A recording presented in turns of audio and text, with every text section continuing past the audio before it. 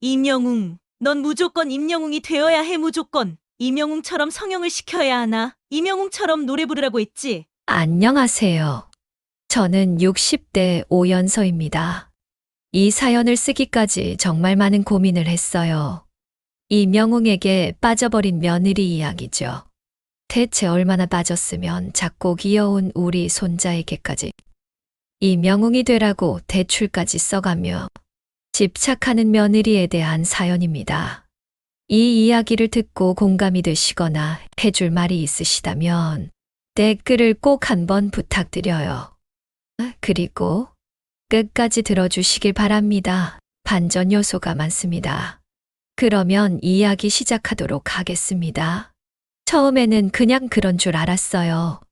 며느리가 트로트를 좋아한다는 건 알고 있었지만 설마 그게 이렇게까지 극단적인 집착으로 변할 줄은 몰랐어요. 아이가 2살 때부터 며느리는 트로트 음악을 틀어놓고 하루 종일 따라 부르게 했어요. 우리 애는 천재야. 목소리가 보통 애들이랑 달라. 임영웅이 어릴 때부터 노래했다잖아. 우리 애도 그렇게 될 거야. 저는 그 말을 듣고도 그냥 웃으며 넘겼어요. 뭐, 노래 좋아하는 게 나쁠 건 없지. 하지만 그때부터 며느리는 점점 더 이상한 방향으로 변하기 시작했어요. 아이가 초등학교에 입학하자 며느리는 본격적으로 아들의 노래 훈련을 시작했어요. 매일 새벽 6시 일어나 발성 연습하기. 학교 갔다 오면 바로 트로트 학원으로 직행하기. TV를 볼 때도 무조건 트로트 가요. 프로그램만 보기. 손자는 처음엔 엄마가 시키는 대로 따라했어요.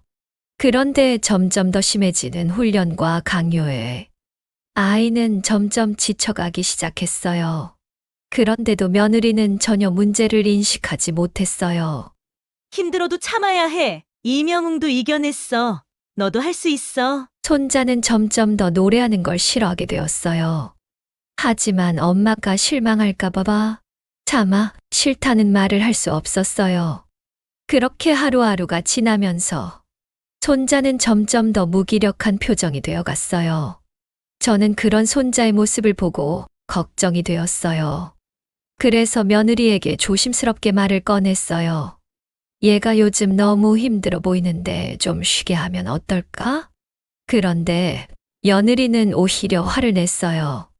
어머니는 아무것도 모르시잖아요. 이건 애를 위한 거예요. 조금만 더 하면 적응할 거예요. 아들은 이 상황을 보고도 딱히 며느리를 말리지 못했어요. 그냥 조금만 더 지켜보자. 하지만 저는 직감했어요. 이건 그냥 좋아하는 걸 넘어서 집착이 되고 있다는 거려. 그리고 제 예상은 틀리지 않았어요. 어느 날 손자의 담임 선생님에게서 전화가 왔어요. 어머니, 요즘 손자가 수업 시간에 너무 피곤해 보여요. 점심시간에도 거의 밥을 안 먹고 쉬는 시간마다 조용히 앉아 있어요. 저는 순간 심장이 철렁 내려앉았어요. 손자가 그렇게까지 지쳐 있었다니. 그날 저는 손자에게 물어봤어요. 너 노래하는 거 정말 좋니? 손자는 대답을 하지 못했어요. 대신 눈물을 꾹 참는 표정을 지었어요. 그 모습을 보는 순간 저는 모든 걸 깨달았어요. 손자는 이 모든 걸 원해서 하는 게 아니었어요. 그저 엄마를 실망시키지 않으려고 참고 있는 거였어요. 손자는 엄마가 시키는 대로 노래를 했어요. 새벽부터 발성 연습을 하고 학교가 끝나면 트로트 학원으로 향했어요. 하지만 손자는 단 한 번도 즐겁다고 느낀 적이 없었어요. 그런데 그날 손자는 처음으로 엄마의 기대를 저버리는 말을 하게 되었어요. 트로트 학원에서 돌아온 저녁. 손자는 힘없이 저녁밥을 먹고 있었어요. 며느리는 그런 손자를 바라보며 기대에 찬 목소리로 물었어요. 오늘 선생님이 뭐라고 하셨어? 너 노래 들으시더니 혹시 천재라고 하진 않았어? 손자는 순간 숟가락을 꼭 쥐었어요. 그동안 참아왔던 말이 입 밖으로 튀어나올 것 같았어요. 그리고 결국 용기를 내서 말했어요. 엄마, 나 트로트 안 하면 안 돼? 식탁에 있던 며느리의 손이 멈춰 섰어요. 그녀의 표정이 굳어졌어요. 분명 방금 전까지 웃고 있었는데 얼굴이 점점 무표정으로 변해갔어요. 뭐라고? 손자는 움츠러들었어요. 하지만 이번만큼은 솔직하게 자신의 마음을 전하고 싶었어요. 그냥 난 노래가 재미없어. 엄마가 원하는 대로 계속하는 게 너무 힘들어. 그 말을 듣자마자 며느리는 숟가락을 식탁에 내려놓았어요. 그리고는 천천히 손자를 바라봤어요. 그 눈빛이 너무나 차가웠어요. 너 지금 무슨 말을 하는 거야? 지금까지 내가 얼마나 널 위해 노력했는데 내가 감히 그만두겠다고? 손자는 당황했어요. 엄마가 이렇게까지 강하게 반응할 줄 몰랐어요. 그냥 난 축구나 미술 같은 게 더 좋아. 노래 말고 다른 걸 하면 안 돼? 그 순간 며느리는 식탁을 세게 내려쳤어요. 이명웅도 힘들었어. 손자는 움찔하며 멈춰 섰어요. 이명웅도 어릴 때부터 무대 경험 쌓고 아르바이트 하면서 돈 벌면서 연습했어. 그런데 넌 아무 노력도 안 해놓고 힘들다고? 며느리는 자리에서 일어나 주방을 오가며 말을 이어갔어요. 이명웅도 가난한 집에서 태어나 힘들었지만 포기하지 않고 끝까지 노력했어. 넌 고작 몇 달 하고 포기하겠다고? 손자는 아무 말도 하지 못했어요. 그저 엄마의 눈빛이 너무 무서웠어요.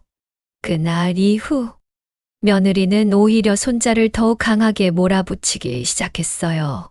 새벽 5시 기상, 발성 연습 1시간 추가하기, 트로트 대회 참가 강요가, 아파트 앞 공원에서 무작위로 사람들 앞에서 노래 부르기 연습하기. 며느리는 매일 이명웅의 성공 스토리를 반복해서 들려줬어요.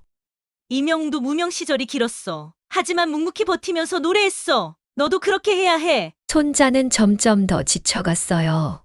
학교에서는 수업에 집중하지 못했고 친구들과 어울릴 시간도 사라졌어요. 그러던 어느 날 손자는 결국 학교에서 선생님에게 불려가게 되었어요. 담임 선생님은 손자를 조용히 불렀어요.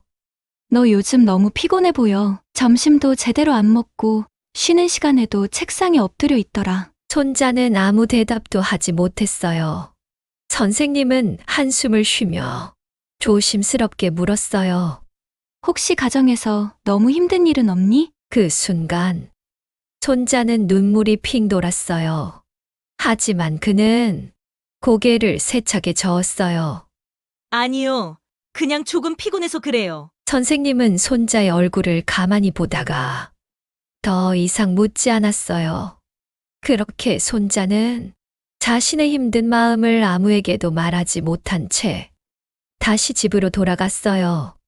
그날 밤 며느리는 손자의 의사를 묻지도 않고 트로트 오디션을 신청했어요. 다음 주에 트로트 오디션 있어. 너 신청했으니까 준비해. 손자는 깜짝 놀라며 말했어요. 엄마, 나 하기 싫어. 하지만 며느리는 단호하게 고개를 저었어요. 이건 기회야. 이명웅도 이렇게 무대 경험을 쌓았어. 손자는 그 자리에서 울음을 터뜨렸어요. 그런데도 며느리는 아무렇지 않게 손자의 등을 두드리며 말했어요. 이제 울음 그쳐. 너는 이명웅처럼 될 운명이야. 손자는 더 이상 아무 말도 하지 못했어요. 그냥 엄마가 시키는 대로 하는 게 편할 것 같았어요. 그날 손자는 일어나자마자 속이 울렁거렸어요. 며느리는 아침부터 손자를 흔들어 깨우며 말했어요. 빨리 일어나. 오늘이 무슨 날인지 알지? 손자는 아무 말 없이 고개를 끄덕였어요. 이미 몇 주 전부터 오디션 날짜가 정해져 있었어요. 하지만 그는 단 한순간도 이 무대를 원한 적이 없었어요. 아침밥도 제대로 넘어가지 않았어요. 목이 꽉 막힌 것 같았고 가슴이 답답했어요. 이거 먹고 목 풀어야지. 이명웅도 아침마다 따뜻한 물 마시면서 발성 연습했어. 며느리는 따뜻한 생강차를 건네며 억지로라도 마시라고 강요했어요. 손자는 억지로 한 모금 마셨지만 속이 더 불편해졌어요. 심장이 두근거렸고 점점 숨이 가빠졌어요. 그때부터 그는 자신이 무대에서 노래를 부를 수 없을 거라는 걸 직감했어요. 며느리는 들뜬 얼굴로 손자를 차에 태웠어요. 차 안에서도 이명웅의 노래를 틀어놓고 따라 부르며 손자의 긴장을 풀어주려 했어요. 너무 떨지 마. 내가 노래 부르는 순간 심사위원들이 감탄할 거야. 하지만 손자의 얼굴은 점점 더 창백해졌어요. 며느리는 그런 손자의 얼굴을 보고도 전혀 신경 쓰지 않았어요. 그녀에게 중요한 건 손자의 감정이 아니라 손자의 성공이었어요. 차가 오디션장 근처에 다다랐을 때 손자는 손을 꼭 쥐며 간절히 생각했어요.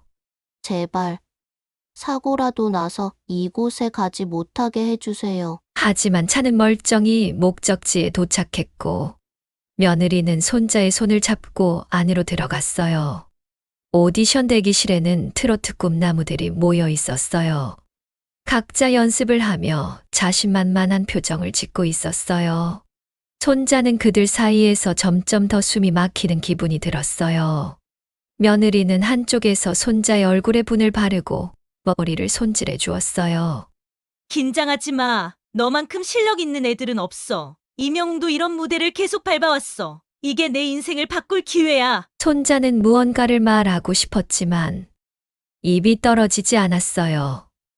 그리고 드디어 그의 이름이 불렸어요. 참가번호 27번, 손, 무대 위로 올라와 주세요. 손자는 순간 숨이 멎을 것 같았어요. 그는 멈춰 섰어요. 한 걸음도 움직일 수 없었어요. 그러자 며느리는 손자의 등을 강하게 떠밀었어요. 얼른 가. 지금 포기하면 기회는 없어. 손자는 억지로 무대 위로 올라갔어요. 하지만 그 순간 모든 것이 무너져 내렸어요. 손자는 마이크를 잡았어요. 하지만 손이 떨리고 있었어요. 관객들의 시선이 자신을 향하고 있었어요. 심사위원들이 조용히 그를 지켜보고 있었어요. 순간 온 몸이 얼어붙었어요. 그동안 수없이 연습했던 가사가 머릿속에서 지워졌어요. 목이 말라붙고 심장은 미친 듯이 뛰었어요. 자, 노래 시작하세요. 사회자의 목소리가 들렸지만 손자는 한마디도 내뱉을 수 없었어요. 그리고 참가자 27번, 노래 시작하세요. 다시 한번 진행자가 말했어요. 하지만 손자는 미동도 하지 않았어요. 그 순간 관객석에서 웅성거리는 소리가 들리기 시작했어요. 저 친구 왜 저러지? 너무 긴장했나 봐. 그 웅성거림이 점점 커졌어요. 손자의 심장은 빠르게 뛰었고 손에는 식은땀이 흘러내렸어요. 그 순간 그의 머릿속에서 딱 하나의 생각만 맴돌았어요. 이제 끝났어. 결국 그는 마이크를 떨어뜨리고 무대에서 도망쳤어요. 무대에서 내려온 손자는 한숨도 쉬지 못한 채 대기실로 뛰어왔어요. 그런데 며느리가 폭발한 얼굴로 그를 기다리고 있었어요. 너 지금 뭐 한 거야? 손자는 울면서 고개를 저었어요. 엄마, 나 진짜 못하겠어. 하지만 며느리는 손자를 강하게 붙잡았어요. 못하겠다고. 넌 날 완전히 실망시켰어. 그녀는 손자의 어깨를 꽉 붙잡고 거의 흔들다시피 소리쳤어요. 이명웅도 이렇게 포기했을 것 같아. 내가 지금 얼마나 큰 기회를 날린 줄 알아. 손자는 더 이상 듣지 못하고 그 자리에서 울음을 터뜨렸어요. 그런데 이 광경을 다른 학부모들과 참가자들이 보고 있었어요. 저 엄마 너무 심한 거 아니야? 애가 힘들어 보이는데 저렇게 닥쳐도 되는 거야? 웅성거리는 소리가 들리기 시작했어요. 그제야 며느리는 주변의 시선을 의식했어요. 하지만 그녀는 끝까지 자신의 잘못을 인정하지 않았어요. 오히려 손자를 더 강하게 붙잡고 말했어요. 이제 그만 울어. 넌 나한테 빚진 게 있어. 그 순간 손자는 엄마를 바라보며 그녀가 더 이상 자신의 편이 아니라는 걸 깨달았어요. 그때부터 그는 도망칠 방법을 고민하기 시작했어요. 손자는 방 안에서 울음을 참으며 무릎을 끌어안았어요. 오디션장에서 그렇게 많은 사람 앞에서 망신을 당한 건 처음이었어요. 하지만 엄마는 단 한마디의 위로도 없었어요.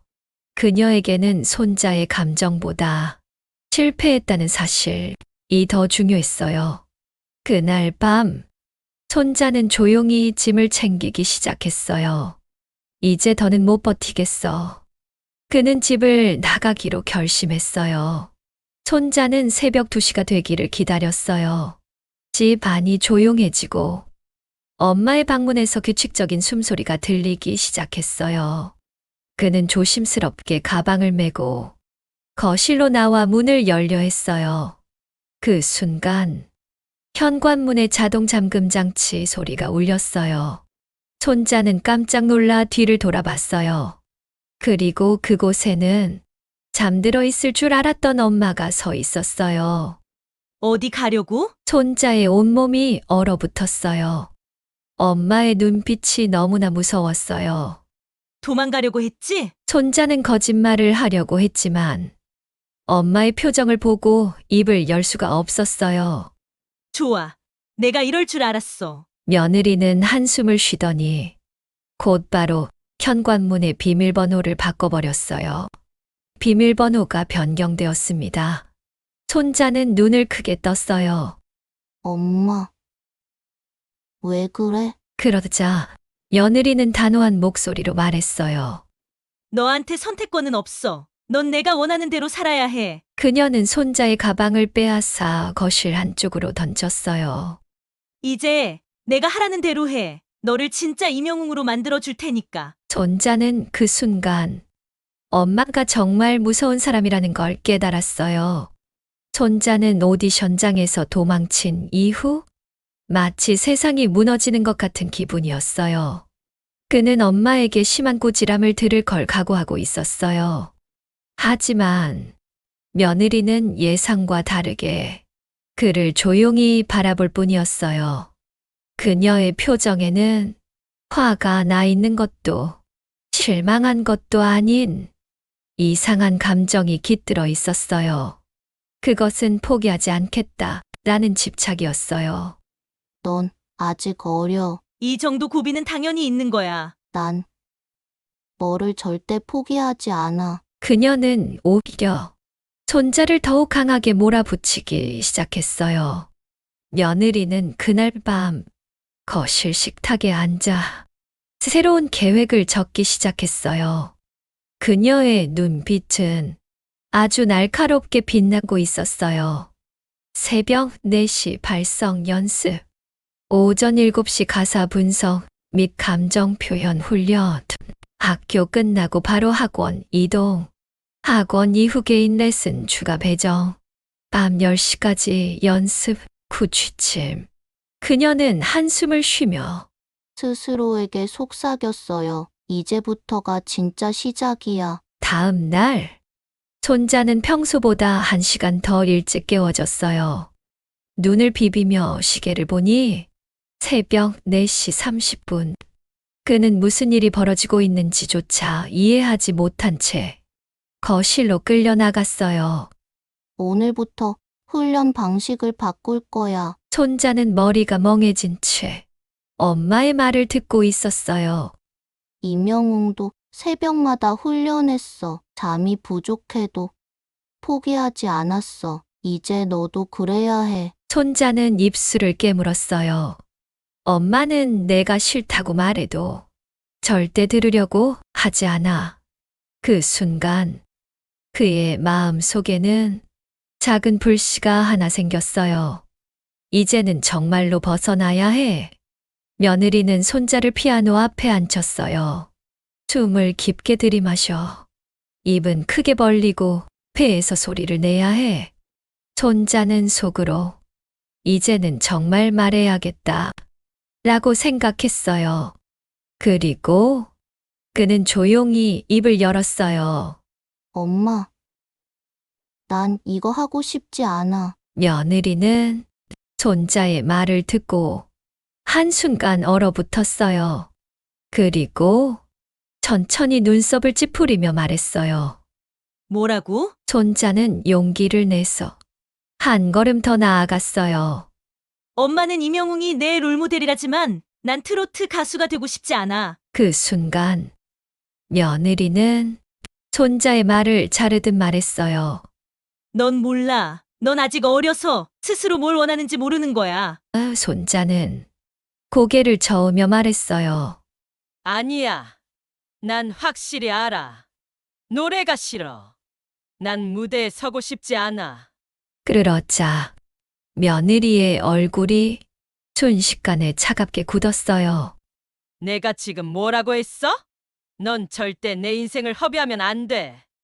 그녀는 손자의 손목을 세게 붙잡았어요. 이건 널 위한 거야. 널 위해서 난 모든 걸 희생했어. 손자는 그 말에 숨이 막히는 기분이었어요. 그 순간 그는 깨달았어요. 엄마는 날 사랑하는 게 아니야. 그냥 자기 꿈을 강요하는 거야. 그리고 그는 결심했어요. 이 집에서 나가야 해. 그날 밤 손자는 조용히 짐을 싸기 시작했어요. 옷을 몇 벌 챙기고 자신이 아끼던 작은 스케치북을 가방에 넣었어요. 하지만 며느리는 이미 손자의 변화를 감지하고 있었어요. 넌 절대 내 손에서 벗어날 수 없어. 그녀는 집안의 비밀번호를 바꿨고 손자의 핸드폰까지 빼앗았어요. 너 요즘 이상해. 혹시 나한테 숨기는 거 있어? 손자는 아무 말도 하지 못했어요. 엄마의 눈빛은 점점 더 광기에 휩싸이고 있었어요. 며느리는 손자의 태도가 변하자 불안해지기 시작했어요. 그녀는 또다시 무당을 찾아갔어요. 이 아이가 점점 달라지고 있어요. 어떻게 해야 하죠?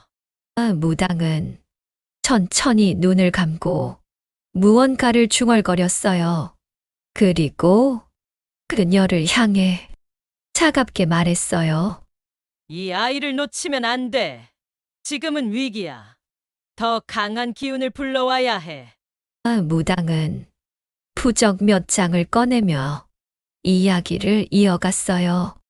아이 방에 이 부적을 붙이고 한시도 떨어지지 마. 이 아이가 내 손에서 벗어나지 않도록 지금부터 더욱 철저하게 감시해야 해. 그 말을 듣는 순간 며느리의 눈빛이 더욱 차갑게 변했어요. 며느리는 무당의 말을 듣고 더욱 확신했어요. 이 아이는 절대 놓치면 안 되는 존재라고. 이제부터 내가 내 곁을 떠나는 일은 없을 거야. 그녀는 손자가 잠든 사이 방 안 곳곳에 부적을 붙였어요. 벽 한쪽에는 무당이 직접 써준 붉은색 글씨가 적힌 종이도 걸었어요. 강한 기운을 받아 성공할 운명. 그녀는 한 걸음 물러나 부적이 가득 붙은 방을 바라봤어요. 그녀의 입에서 낮게 속삭이는 소리가 흘러나왔어요. 이제 다시 내 아들이 될 거야. 하지만 그녀가 간절히 바랐던 것과는 반대로 손자의 마음은 점점 더 엄마에게서 멀어지고 있었어요. 손자는 눈을 뜨자마자 벽 곳곳에 붙은 부적들을 보고 소름이 돋았어요. 방 안 공기가 어딘가 이상하게 느껴졌어요. 창문이 열리지 않았고 방문조차 잠겨 있었어요. 그는 천천히 일어나 문고리를 돌려봤어요. 문은 잠겨 있었어요.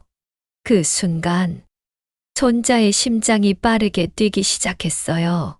엄마가 날 가둔 거야? 그가 더 이상 도망칠 수 없도록 엄마는 모든 걸 통제하고 있었어요. 그는 침대 모서리에 걸터 앉아 두 손을 꼭 쥐었어요. 이렇게 갇혀 있으면 난 아무것도 할 수 없어. 며느리는 손자가 탈출을 시도할까봐 집 전체를 감시하는 데 집중했어요.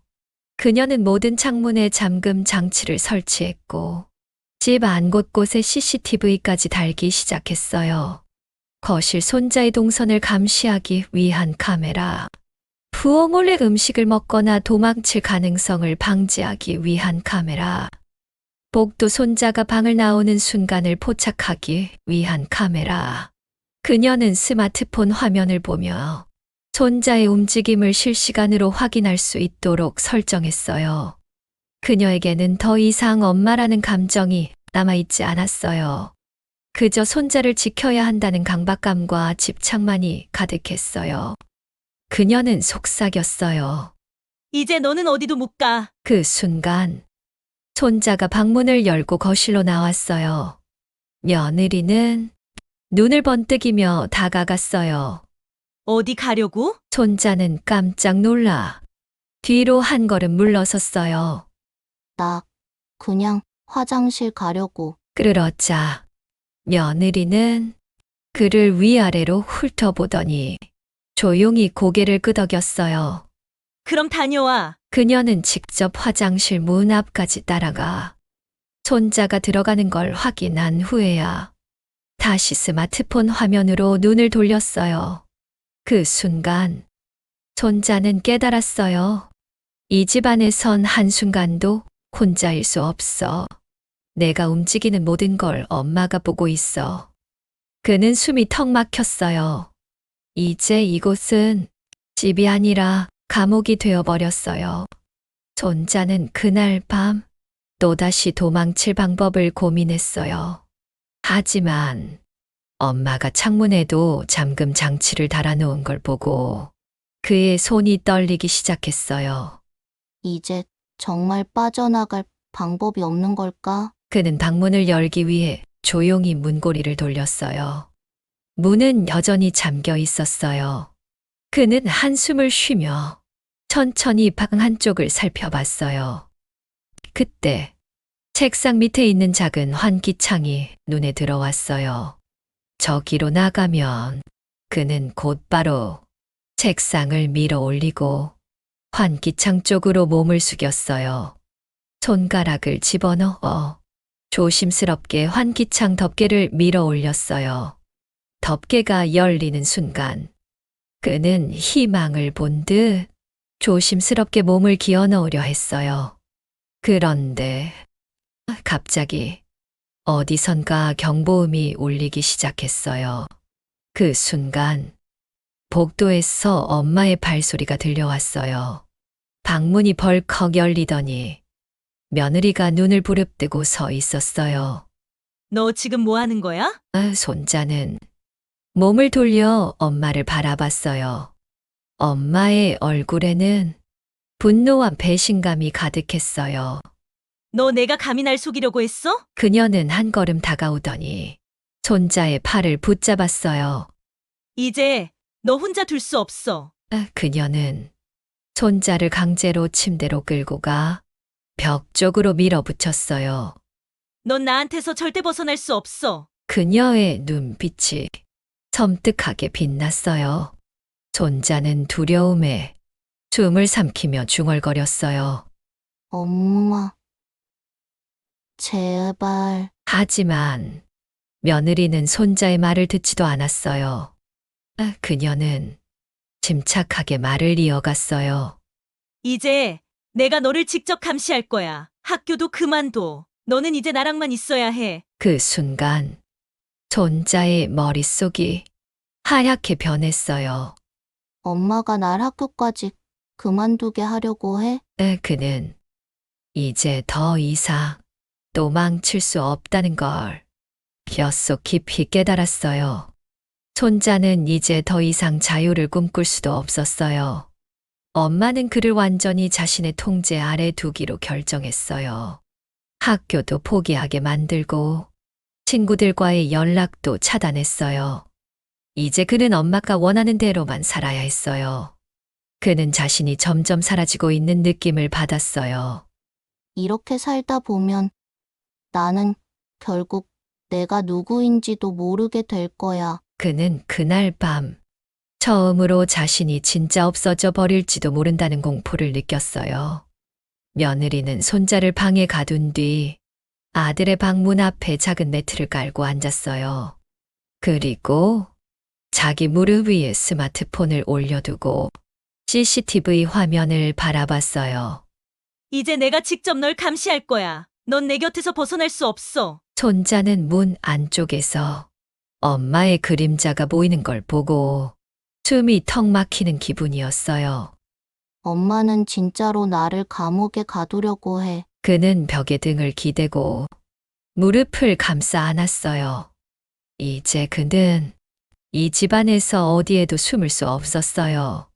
그가 움직이면 엄마가 보고 있었고, 그가 무슨 생각을 하든 엄마는 그를 통제하려 했어요. 그는 더 이상 자기 자신으로 존재할 수 없는 상태가 되어버렸어요. 며칠이 지났어요. 손자는 이제 방에서 거의 나오지 않았어요. 아침이 되면 엄마가 방문을 열어 아침밥을 가져다 줬어요. 그것도 반드시 엄마가 직접 먹는 걸 확인한 후에야 물러났어요. 내가 힘을 내야 해. 그래야 다시 무대에 설 수 있어. 하지만 손자는 더 이상 먹고 싶은 마음도 없었어요. 무대에 서기 싫은데 왜 엄마는 이걸 이해 못하는 걸까? 그는 이제 생각하는 것도 무언가를 꿈꾸는 것도 모두 포기하고 싶었어요. 이제 그는 엄마의 기대를 무너뜨리는 것조차 힘든 일이 되어버렸어요. 손자는 거울을 바라봤어요. 거기에는 자기 얼굴을 하고 있지만 자신이 아닌 사람이 있었어요. 이제 나는 내가 아니야. 그는 이제 화를 낼 힘도 없었고 도망칠 용기도 사라졌어요. 그는 침대에 누워 천장을 바라보면서 생각했어요. 나는 이제 그냥 하나의 인형이야. 그가 살아있는 이유는 엄마가 그렇게 만들었기 때문이에요. 그가 노래를 부르는 이유도 엄마가 강요했기 때문이에요. 그가 이 집에서 벗어나지 못하는 이유도 엄마가 그렇게 했기 때문이에요. 그는 이제 자기가 무엇을 원하는지도 모르게 되어버렸어요. 그 순간 그의 머릿속에서 하나의 생각이 떠올랐어요. 그냥 이렇게 끝내버릴까? 그는 천천히 창문을 바라봤어요. 이 집에서 도망칠 방법이 없다면 자기 자신을 없애는 게 더 빠를지도 몰라요. 그는 창문을 열기 위해 손을 뻗었어요. 하지만 그 순간 갑자기 엄마가 설치한 경보음이 울렸어요. 그 소리를 듣자마자 며느리는 방문을 벌컥 열고 들어왔어요. 너 지금 뭐 하려는 거야? 손자는 천천히 엄마를 바라봤어요. 그리고 차갑게 말했어요. 엄마, 나 이제 그만하고 싶어. 나 이제 아무것도 하고 싶지 않아. 그 말을 들은 순간 며느리는 입을 꾹 다물었어요. 그녀의 눈빛이 순간적으로 흔들렸어요. 내가 지금 무슨 말을 하는지 알아? 손자는 엄마의 눈을 똑바로 바라봤어요. 엄마가 아무리 나를 감시해도 난 엄마가 원하는 사람이 될 수 없어. 그 순간 며느리의 표정이 완전히 뒤틀렸어요. 너 지금 나한테 반항하는 거야? 내가 어떻게 나한테 이럴 수 있어? 그녀는 손자의 어깨를 잡고 세차게 흔들었어요. 내가 널 위해 얼마나 희생했는데, 그런데 넌 내가 힘들다고 날 배신해. 그 순간 손자는 더 이상 아무 감정도 느껴지지 않았어요. 그는 차갑게 엄마를 바라봤어요.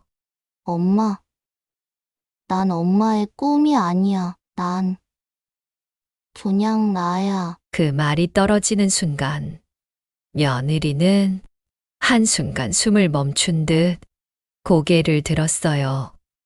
그녀는 손자의 눈을 바라보면서 처음으로 자신이 얼마나 끔찍한 존재였는지 깨닫기 시작했어요. 그녀는 천천히 손을 떨며 바닥에 주저앉았어요. 나는 그녀는 손자의 얼굴을 보면서 갑자기 눈물을 흘리기 시작했어요. 난 널 사랑하려고 했을 뿐인데 왜 이렇게 된 거야? 그녀는 손으로 얼굴을 감싸며 소리 없이 울었어요. 손자는 그녀를 바라보며 조용히 입을 열었어요. 엄마가 나를 사랑하려고 했다는 건 알아. 하지만 엄마는 내가 아니라 자기 자신을 위해서 날 붙잡았던 거야. 그 순간 며느리는 자신이 했던 모든 행동이 떠올랐어요. 자신이 사랑한다고 믿었던 것들이 결국은 자기 욕망의 투영이었음을 깨달았어요. 그리고 그녀는 무너졌어요. 완전히 철저하게.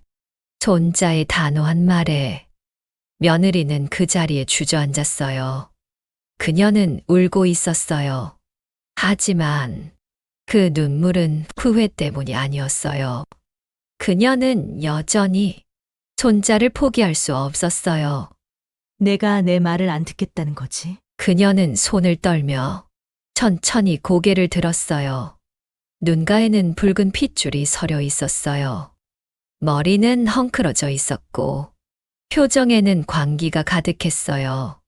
좋아. 그럼 내가 원하든 원하지 않든 엄마가 직접 방법을 찾아볼게. 그녀는 자리에서 벌떡 일어나더니 방을 나갔어요. 문이 세차게 닫히는 소리가 들렸어요. 손자는 침대에 앉아 숨을 헐떡이며 벽을 바라봤어요. 엄마는 절대 포기하지 않아. 이제 더 이상 기다릴 수 없어. 진짜 벗어나야 해. 그는 도망칠 방법을 다시 고민하기 시작했어요. 며느리는 방으로 돌아와 서랍을 열었어요. 그 안에는 무당에게서 받은 붉은 천에 쌓인 작은 상자가 있었어요. 이 아이가 흔들릴 때 이걸 사용하세요. 그녀는 천을 풀어 그 안에 작은 약통을 꺼냈어요. 이제 남은 방법은 이거야. 그녀는 주방으로 가 물을 한 컵 따랐어요. 그리고 약통에서 작은 가루를 꺼내 물 속에 넣었어요. 가루는 물 속에서 천천히 퍼져나갔어요. 이걸 마시면 넌 다시 예전처럼 돌아올 거야. 그녀는 물 한 컵을 손에 들고 손자의 방으로 향했어요. 방 안에 있던 손자는 엄마가 다시 돌아오는 소리를 듣고 몸을 굳혔어요. 문이 열렸어요. 며느리는 손에 투명한 물이 담긴 컵을 들고 있었어요. 엄마가 널 위해 특별한 걸 준비했어. 그녀는 부드럽게 웃으며 물 한 컵을 내밀었어요. 손자는 그녀가 들고 있는 컵을 바라봤어요. 그는 직감적으로 알았어요. 이건 그냥 물이 아니야. 하지만 그는 겉으로 내색하지 않고 조용히 컵을 받았어요. 이게 뭐야? 그녀는 여전히 부드러운 미소를 지으며 말했어요. 이걸 마시면 마음이 편안해질 거야. 그리고 엄마가 원하는 걸 받아들이게 될 거야. 그 순간 손자의 등골이 서늘해졌어요. 엄마는 이제 나를 조종하려 하고 있어. 이제 진짜 도망쳐야 해. 그는 조용히 컵을 들고 입가로 가져갔어요. 그러나 마시지 않았어요. 그는 엄마의 눈을 피하지 않은 채 천천히 물을 기울였어요. 그리고 마시는 척하면서 물을 입에 머금었어요. 그래. 좋아. 나 마실게. 그는 컵을 내려놓고 고개를 끄덕였어요. 며느리는 그제야 안도한 듯 숨을 내쉬었어요. 잘했어. 이제 넌 엄마 말을 더 잘 듣게 될 거야. 하지만 손자는 물을 삼키지 않은 채 입안에 머금고 있었어요. 그리고 그녀가 방을 나가는 순간 고개를 돌려 물컵 속의 액체를 바닥에 뱉어냈어요. 이제 더 이상 기다릴 시간이 없어. 그는 그날 밤 결정적인 탈출을 시도하기로 마음먹었어요. 손자는 창문을 다시 한번 확인했어요. 잠금 장치는 여전히 걸려 있었어요. 하지만 그는 전혀 다른 방법을 생각해냈어요. 엄마가 문을 열어야 해. 그러려면 엄마가 방으로 와야 해. 방으로 온 사이 난 몰래 빠져나가야 해. 그는 천천히 숨을 내쉬었어요. 그리고 책상 위에 놓여 있던 물컵을 손에 쥐었어요. 그는 컵을 바닥에 떨어뜨렸어요. 깨진 유리 소리가 집 안에 크게 울렸어요. 그 순간 문 밖에서 급하게 달려오는 발소리가 들렸어요. 문이 열렸어요. 며느리는 놀란 얼굴로 방 안으로 뛰어들어왔어요. 하지만 그 순간 손자는 그녀가 방 안으로 들어온 걸 확인하고 순식간에 밖으로 뛰어나갔어요. 야, 어디 가? 며느리는 소리를 지르며 손자의 손을 붙잡으려 했어요. 하지만 손자는 그녀보다 훨씬 빨랐어요. 그는 거실을 가로질러 현관문으로 달려갔어요. 비밀번호를 빠르게 눌렀어요. 하지만 비밀번호가 틀렸어요. 그 순간 엄마가 뒤에서 달려왔어요. 넌 절대 못 나가. 그녀는 손자의 어깨를 잡아 뒤로 잡아당겼어요. 손자는 넘어질 뻔했지만 순간적으로 몸을 비틀어 다시 도망쳤어요. 그는 다른 방법을 생각해야 했어요. 그리고 그때 현관문 초인종이 울렸어요. 그 순간 손자는 멈춰섰어요. 며느리도 마찬가지였어요. 누구야? 초인종이 다시 한번 울렸어요. 그리고 문 너머에서 낯익은 목소리가 들려왔어요. 손민준 군 계십니까? 경찰입니다. 그 순간 손자는 눈이 커졌어요. 현관문 너머에서 들려온 그 목소리는 손자에게 구원의 손길처럼 느껴졌어요. 그는 두려움과 희망이 뒤섞인 얼굴로 엄마를 바라봤어요. 하지만 며느리는 손자와는 전혀 다른 반응을 보였어요. 경찰? 그녀의 표정이 순식간에 어두워졌어요. 그녀는 급하게 상황을 정리하려는 듯 손자의 팔을 강하게 붙잡았어요. 아무 말도 하지 마. 이건 다 너를 위한 거야. 그녀의 손에는 땀이 잔뜩 배어 있었어요. 눈빛은 불안하게 흔들리고 있었어요. 하지만 그녀는 여전히 손자를 포기하지 않을 생각이었어요. 안에 계신 분, 문을 열어주세요. 문을 두드리는 소리가 더욱 강해졌어요. 그 순간 손자는 마지막 용기를 내기로 결심했어요. 제발. 날 살려주세요. 그는 모든 걸 걸고 소리를 질렀어요. 전 여기 있어요. 도와주세요. 그 순간 며느리는 완전히 이성을 잃어버렸어요. 그녀는 손자의 입을 틀어막으며 그를 거실로 밀어 넣었어요.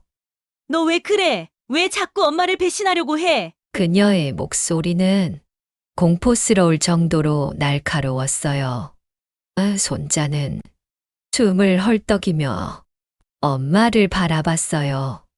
엄마가 날 사랑하는 건 알겠어. 하지만 이건 사랑이 아니야. 그 순간 며느리는 손자의 말을 듣고 순간적으로 멈칫했어요. 뭐, 손자는 울먹이면서도 단호한 눈빛으로 엄마를 바라봤어요. 엄마가 날 사랑하는 방법은 틀렸어. 엄마는 날 위해서라면서 결국 자기 꿈을 이루려 했던 거야. 그 말을 듣는 순간 며느리는 완전히 무너져 내리기 시작했어요. 그녀는 두 손으로 머리를 감싸쥐며 조용히 중얼거렸어요. 그럴 리 없어. 난 널 위해서 한 건데, 난 잘못한 게 없는데. 문 개방하겠습니다. 그 순간 경찰들이 현관문을 강제로 열었어요. 문이 열리는 순간 며느리는 손자를 끌어안으며 절규하듯 외쳤어요. 안 돼! 이 아이는 내 거야! 그녀의 눈에서는 광기가 번뜩였어요. 경찰들은 그녀를 붙잡으려고 다가왔어요. 하지만 그녀는 그 순간 믿을 수 없는 행동을 했어요. 그녀는 근처에 있던 가위를 집어들었어요. 그리고 손자의 목덜미 쪽으로 가위를 들이밀었어요. 경찰들과 나는 순간적으로 숨이 멎을 것 같았어요. 누구든 다가오면 난 이 아이랑 같이 갈 거야! 그녀의 손이 심하게 떨리고 있었어요. 손자는 공포에 질려 숨조차 쉬지 못했어요. 그 순간 나는 온몸이 얼어붙은 듯 움직일 수 없었어요. 제발. 이러지 마. 아들이 천천히 손을 들어 며느리를 진정시키려 했어요. 넌 지금 잘못된 길로 가고 있어.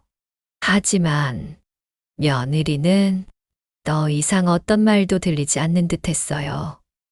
그녀는 울먹이며 조용히 말했어요. 난 이 아이 없으면 아무것도 아니야. 그 순간 손자가 조용히 입을 열었어요. 엄마. 그녀는 눈물을 흘리며 손자를 바라봤어요. 그 순간 손자는 엄마의 손을 살며시 잡았어요. 이제 제발. 엄마 인생을 살아. 그 말이 떨어지자마자 며느리의 눈에서 커다란 눈물이 떨어졌어요. 그녀는 손자의 얼굴을 바라보며 천천히 가위를 내려놨어요. 경찰들은 그 순간을 놓치지 않고 순식간에 그녀를 제압했어요. 이제 안전합니다. 그 순간 나는 무릎을 꿇고 눈물을 흘렸어요. 드디어 손자는 자유를 찾았어요. 며느리는 정신병원으로 이송되었어요. 그녀는 자신이 했던 행동들을 하나하나 떠올리며 그제야 후회를 하기 시작했어요. 하지만 이미 너무 늦어버렸어요. 그녀는 창문 너머를 바라보며 혼잣말을 했어요. 난 내 아이를 사랑했던 걸까? 아니면 그저 내 욕심을 사랑했던 걸까? 그녀는 이제야 자신이 했던 행동들이 사랑이 아닌 집착이었다는 걸 깨달았어요. 하지만 그 깨달음은 너무 늦게 찾아왔어요. 한편 손자는 병원을 떠나 아빠와 함께 새로운 삶을 시작했어요. 이제 그는 자신의 꿈을 강요받지 않았어요. 어떤 것도 억지로 하지 않아도 됐어요. 그는 하늘을 바라보며 조용히 미소 지었어요.